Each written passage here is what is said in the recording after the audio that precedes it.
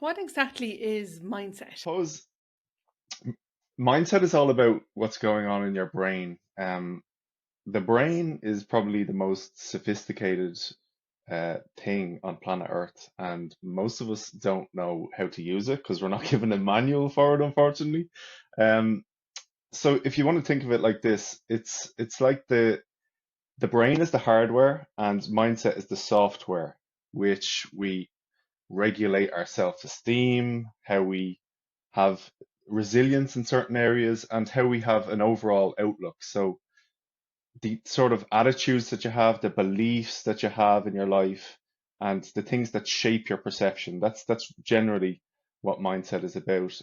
One of the big researchers on mindset is Carol Dweck. She wrote a book called Mindset. She's a professor over in Stanford University in America, and she talks about a growth mindset and a fixed mindset. And usually people come to me when they have a set of fixed mindsets, which people with a fixed mindset, they have a fear of failure. They usually avoid taking up big challenges out of fear, and they don't believe that they have the ability to develop and increase their knowledge or their skills.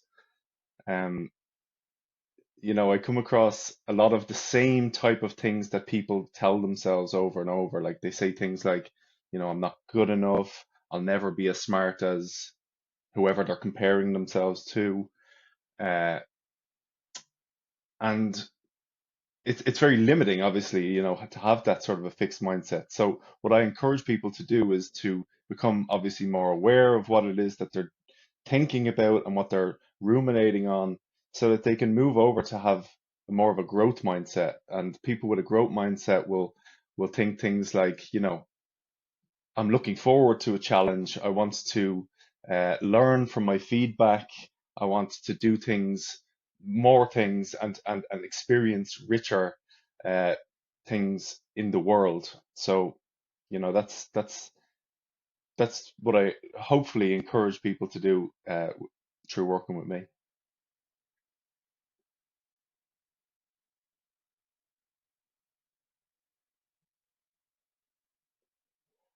Yeah. So in terms of improving your mindset, the the number one thing I would say is to get yourself a coach. A coach will help you see what you cannot see, and a coach will help you become accountable. Usually, people find it hard to become accountable because it's easy to lie to ourselves, basically, and we can tell ourselves lies. Accountability is literally rocket fuel for our ambitions, and when you work with a coach, they help you to see, what's going on in your mind, what you're believing maybe that isn't serving you.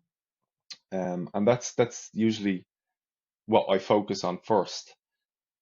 Then, as we get into the coaching relationship, I help people focus on things like mindfulness or noticing what it is that they're continually thinking about in their mind, and to learn to let those things go, right? Practicing uh, just noticing what we're ruminating on and thinking about is a really powerful thing. And a lot of us don't do that. Our default setting is to just ruminate and think and believe all of the thoughts that come into our minds. And what I encourage people to think about is that, thoughts are just thoughts. You have thousands of them a day, and you don't have to jump down every single rabbit hole that your brain offers you. And, as I move further into helping people, they become more self-aware, and I encourage people to journal. This is one of the most powerful things on planet Earth, and writing your thoughts down can be incredibly powerful to notice what is in your mind around everything. People have chronic stress and anxiety because they're thinking about things that are not serving them, and they're believing things that they probably shouldn't believe. So I recommend that people take, 15 minutes a day and just write what's on their mind. There's no wrong or right way to do it. Just empty what's on your mind onto a piece of paper, and that can be like talking to a good friend about something. Another strong thing that I recommend people do is to look at the people that they're surrounding themselves with.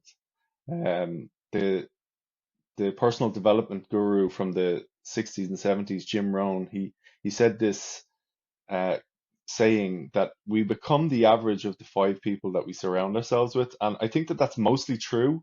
It's controversial, the empirical reality of that might differ, but in general, if you look around at who you're surrounding yourself with, are they having a positive or negative influence in you?